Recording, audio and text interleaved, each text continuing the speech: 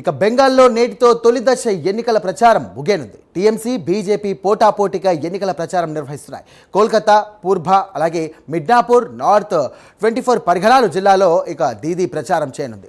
BJP అభ్యర్థులకు మద్దతుగా అమిత్ షా కూడా సుడిగాలి ప్రచారం చేస్తున్నారు. 4 చోట్ల అమిత్ షా క్యాంపెయిన్ చేయనున్నారు.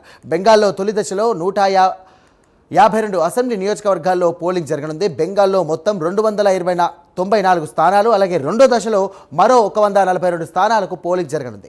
ఇక పశ్చిమ బెంగాల్లో ఎవరు అధికారంలోకి వస్తారనేది ఆసక్తిగా మారింది. బెంగాల్ ప్రజలు ఎవరికి పట్టం కడతారన్నది ఉత్కంఠ రేపుతోంది. మమతా బెనర్జీ తన అధికారాన్ని నిలుపుకుంటారా, లేక కమలం పార్టీ బెంగాల్ పీఠాన్ని కవసం చేసుకుంటుందా అన్నది ఉత్కంఠగా మారింది.